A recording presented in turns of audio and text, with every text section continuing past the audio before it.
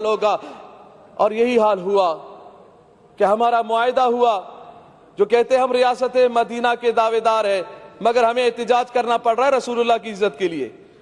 آپ اگر ریاست مدینہ کے آپ دعوے دار ہیں تو پھر آپ کا کام تھا کہ ہم سے پوچھے بغیر، ہمارے احتجاج کیے بغیر، ہمارے اسمبلیوں میں بولے بغیر، ہمارے روڈوں پہ آئے بغیر یہ کان سے پکڑ کر سفیر کو نکال دیتے اور کہہ دیتے کہ ہم اس خنزیر کو برداشت نہیں کرتے جس کے ملک نے ہمارے نبی کی گستاخی کی ہے۔ اور یہ بات کی جا رہی ہے جی ہم اگر سفیر کو نکال دیں تو پھر کیا اس بات کی گارنٹی ہے کہ پھر وہ گستاخی نہیں کریں گے، وہ گستاخی نہیں کریں گے۔ وزیر اعظم صاحب نے یہی بات کی ہے، وہ تو پھر گستاخی کریں گے۔ ارے یہ کون سی بات ہو گئی؟ جب تم نے اس بھارت کے پائلٹ کو نکالا تھا ادھر سے پاکستان سے، جب ان کے حوالے کیا تھا تو یہ بات کیوں نہیں کی کہ اب تو ہم حوالے کر رہے ہیں؟ اس بات کی گارنٹی کیا ہے کہ وہ پھر حملہ نہیں کرے گا؟ وہ تو پھر بھی حملہ کر رہا ہے، وہ تو بارڈروں پہ حملہ کر رہا ہے، وہ کشمیریوں پہ حملہ کر رہا ہے، مسلمانوں پہ حملہ کر رہا ہے۔ یہ فلسفہ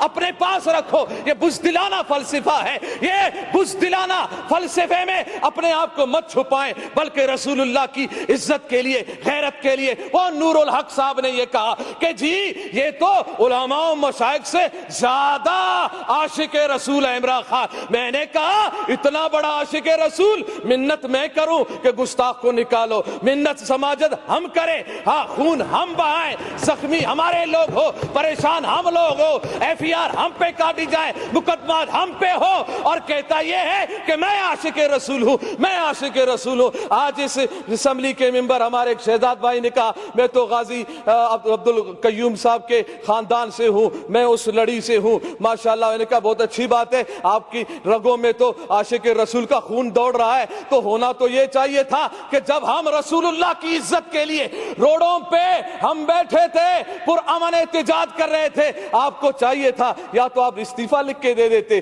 رسول اللہ کی عزت کے لیے، یا تو پھر روڈوں پہ ہمارے ساتھ بھی آ کے بیٹھ جاتے۔ ہم پہ گولیاں بھی چلائی گئی ہے، ہمارے کانوں کی قریب سے گولیاں گئی ہیں، ہمارے نوجوانوں کے ہاتھوں میں اسلحہ نہیں تھے، رسول اللہ کی عزت کی بات تھی، زبانوں پہ رسول اللہ کی وفاداری کی بات تھی۔ ہم ادھر احتجاج کر رہے تھے، پرامن احتجاج کر رہے تھے، روڈوں پہ بیٹھے ہوئے تھے، قرآن خوانی ہو رہی تھی، نعت خوانی ہو رہی تھی، رسول اللہ صلی اللہ علیہ وسلم کی تعریف و ثنا ہو رہی تھی۔ ہاں اگر برا کہا جا رہا تھا تو گستاخان رسول کو برا کہا جا رہا تھا، ان کے حامیوں کو برا کہا جا رہا تھا۔ اگر برا لگنا تھا، گولیاں چلانی تھی تو ان پہ گولیاں چلاتے، ان پہ ظلم ڈھاتے جنہوں نے گستاخی کی تھی، مگر تم نے وہ طاقت ہی نہ رہی، نہ تم میں وہ سمجھ